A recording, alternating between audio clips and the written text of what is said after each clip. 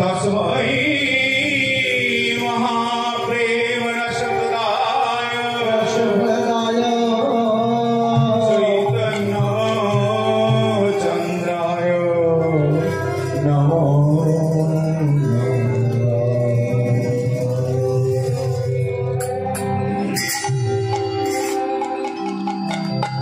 আমার মহাপ্রভুকে প্রণাম জানাবার পরে আমি লীলা প্রসঙ্গে আসি।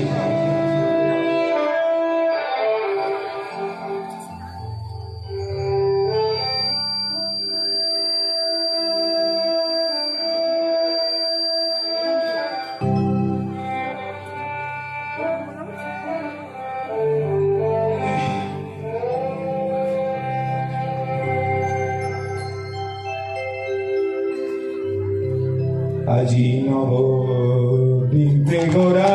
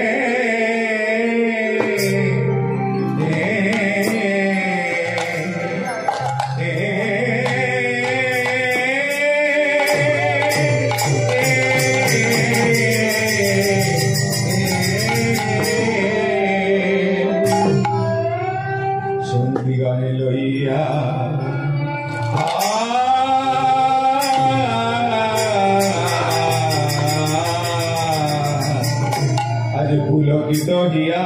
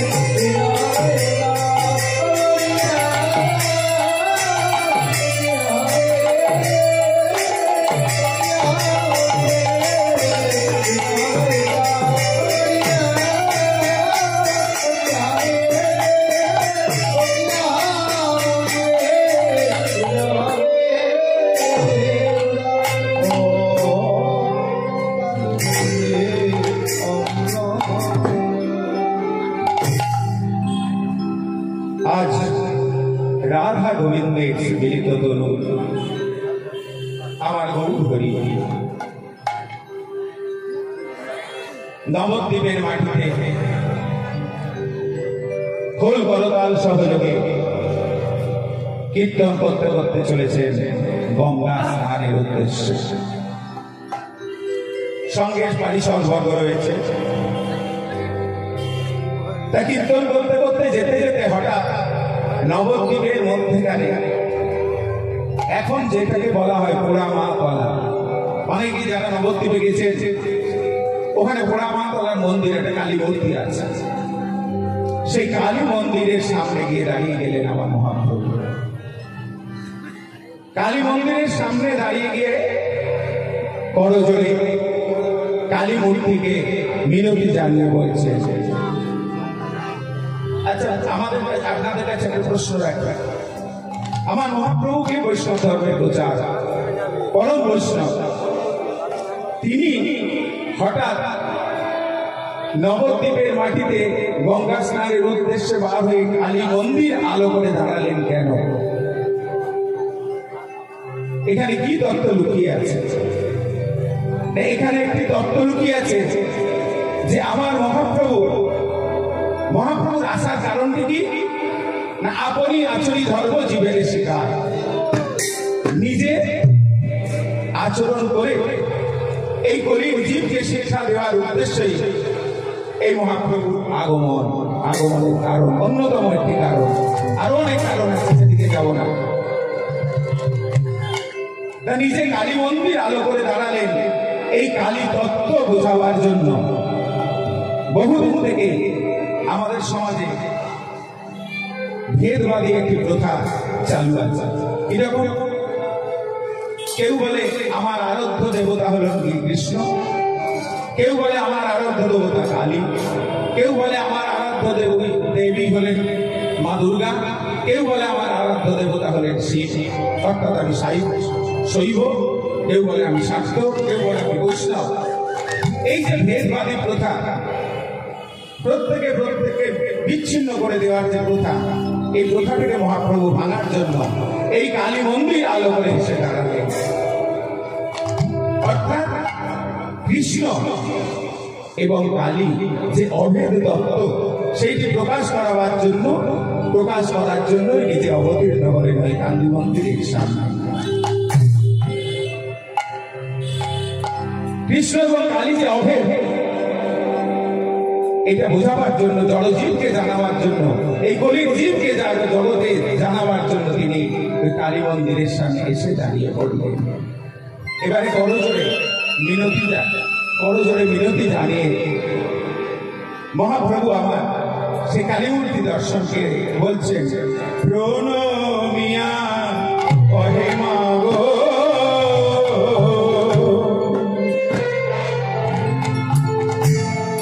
ও মা জগত জননী, প্রণমিয়া কহে মা গো,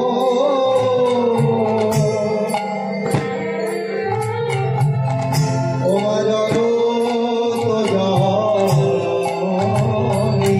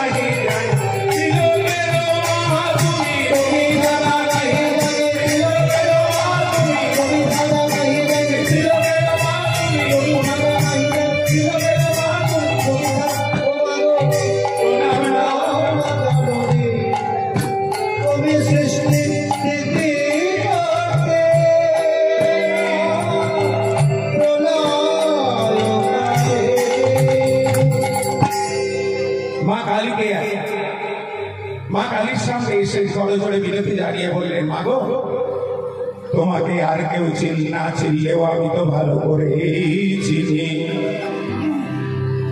তোমাকে আর কেউ না চিনলেও আমি ভালো করে তোমাকে চিনি। তুমি কে? তোমার কি পরিচয়? ওমা তুমি বিশ্ব জননী, বিশ্বজননী, বিশ্বজননী, বিশ্বজননী, পরম মনোমোহিনী, বিশ্বজননী, পরম মনোমোহিনী, বিশ্বদায়িনী, পরমমোহিনী, বিশ্বদায়িনী, পরমমোহিনী, বিশ্বদায়িনী, বিশ্বদায়িনী। বিশ্বজননী, তুমি সৃষ্টি স্থিতি করুণী প্রলয়কারিণী। মাগো তোমাকে আর কেউ না চিনলে আমি তো ভালো করে জানি অন্তর্যামী তুমি ভগবান, অর্থাৎ তুমি আমার মনের ভেতরে আমার আরাধ্য দেবী হয়ে সর্বদা বিরাজ করছো। তোমার সঙ্গে কৃষ্ণের কোনো প্রভেদ নেই। তারাই ভেদভাবী প্রথা চালু করেছে। এইবারে মহাপ্রভুর সামনে বিরতি জানিয়ে বললেন, একটি জবা বিল্ল দল নিয়ে মহাপ্রভুর চরণে দিয়ে বলছেন, আমি ভক্তি জবা দেব মাগো তোমার রাধার পার। আমি ভক্তি জবা দেব মাগো তোমার রাধা। আমি ভক্তি জবা দেব মাগো তোমার রাধা। আমি ভক্তি জবা দেব মাগো তোমার রাধা। তুমি মা বিশ্বমাতা, সত্য করে না পরে পিতা।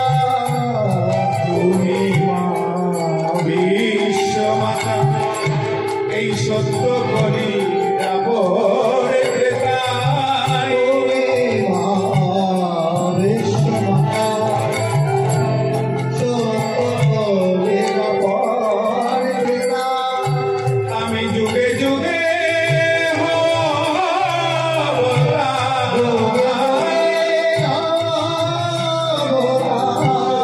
যুগে যুগে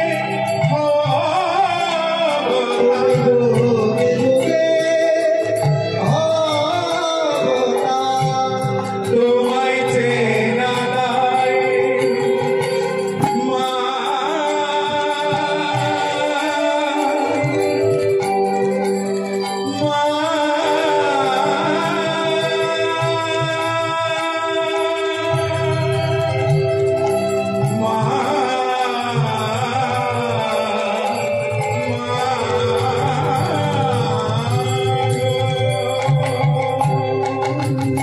আমি ভক্তি দেব মাগো আমি ভক্তি দেব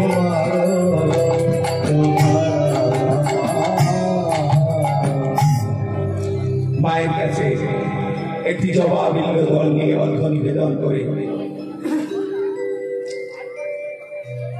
করার পরে মহাপ্রভু ফিরবেন। এমন সময় হচ্ছে, মা ওমা বিশ্ব জননী, আমি তো জানি তুই কে। এই মায়ের শাস্ত্র অনুযায়ী 3 অবস্থা, কি? মায়া, মহামায়া এবং যৌগ মায়া। মাকে 3 ভাগে ভাগ করলেন, মায়া, দ্বিতীয় অবস্থা মহামায়া এবং তৃতীয় অবস্থা হলো যৌগ মায়া। মায়া কি না? মায়া হলো কৃষ্ণের বহিরঙ্গা শক্তি, যা কৃষ্ণকে ঈশ্বরমুখী হতে দেয় না, ঈশ্বর থেকে সবসময় দূরে সরিয়ে রাখে। উদাহরণস্বরূপ বলা যায়, এখানে যারা সমবেত হয়েছেন আজকে এই কীর্তন গান শ্রবণ করার উদ্দেশ্যে, তাদের ভেতর অনেকেই দেখবেন বসে আছে ঠিক কথাই, কিন্তু মনটা পড়েছে ঘরে, অথবা কোনো কাজের দিকে, বা কোনো আত্মীয় স্বজনের দিকে, বা কারোর কোনো শরীর খারাপ হয়েছে সেই দিকে, দেখবেন পড়ে আছে মনটা। অনেকে, সবার বলছি না। এইটা হচ্ছে গিয়ে কৃষ্ণের বহিরঙ্গা শক্তি, মায়ার কাজ।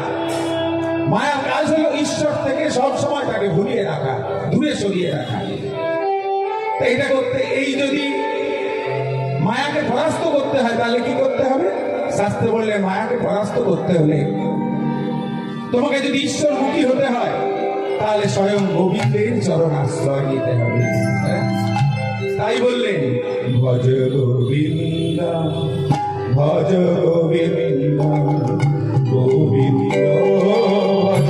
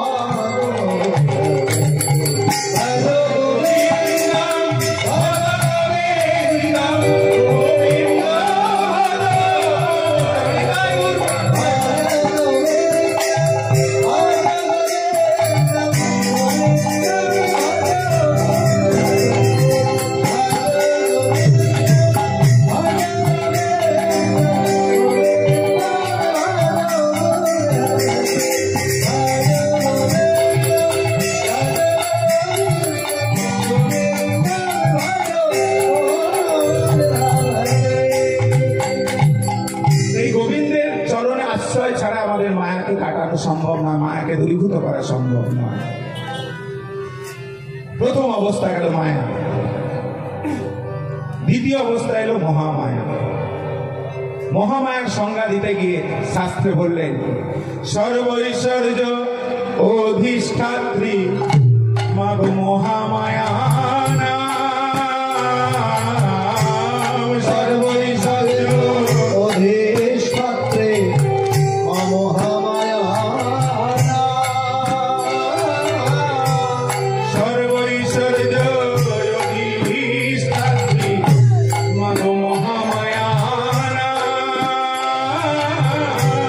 সর্বৈশ্বর্য অধিষ্ঠাত্রী মহামায়া, মহাশক্তি জগদ্ধাত্রী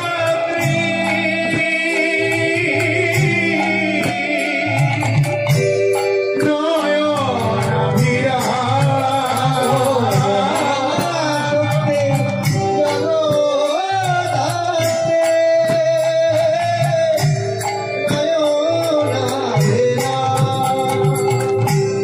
মহাকালী মহালক্ষ্মী ওমা মহাসরস্বতী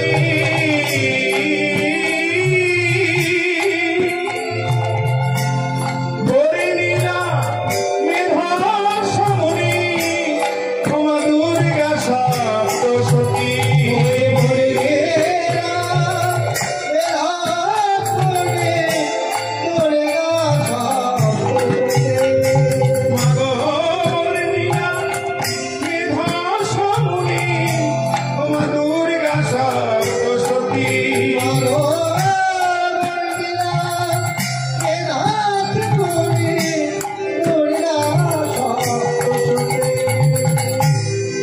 এরপরে মায়া গেল, মহামায়া গেল, এবার গেল যোগ মায়া।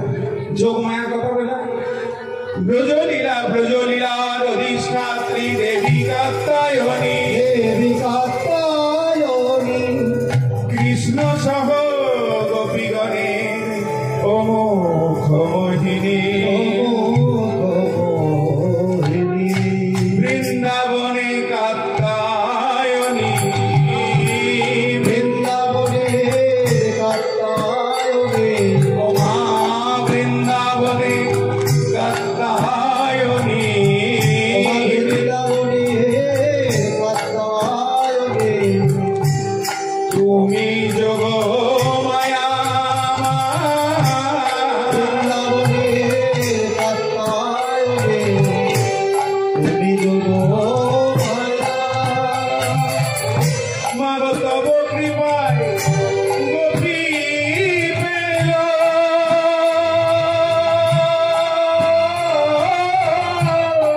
ওমা কৃষ্ণ বড় ছায়া কৃপায় গোপী পেল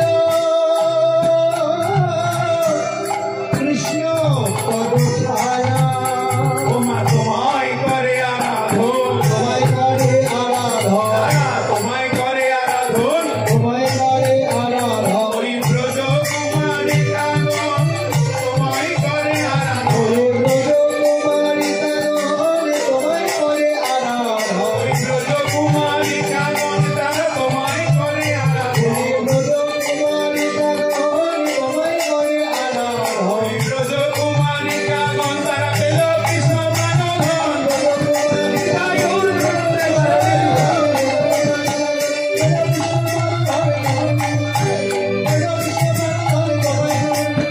তোমায় করে আরাধন তব কৃপায়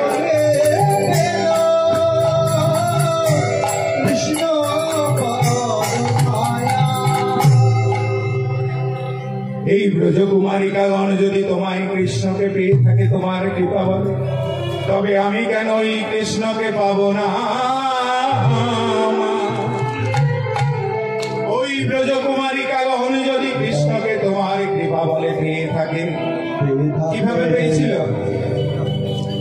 এই ব্রজকুমারিকাগণ 1 মাস হবিষান্ন গ্রহণ করে যমুনার তীরে বালুকার উপরে অষ্টভুজা মূর্তি পূজা করে हरे कृष्ण जय निताई जय राधे जय राधेश्याम অষ্টভুজা মূর্তি গড়ে বালুকার আসিয়ে দিয়ে অষ্টভুজা মূর্তি গড়ে 1 মাস ধরে হবিষান্ন গ্রহণ করে পূজা করে এই কৃষ্ণকে প্রতিরূপে লাভ করেছিল কোন দিন রাস পূর্ণিমার দিন তার মহাপ্রভু বলছেন যে আজ তোমাকে যদি তারা কৃষ্ণকে পেয়ে থাকে তোমার কৃপা বলে আমি কেন তাকে পাবো না মা তাই কৃষ্ণ বলে কাঁদি আমি মা কৃষ্ণ বলে কৃষ্ণ বলে কাঁদি আমি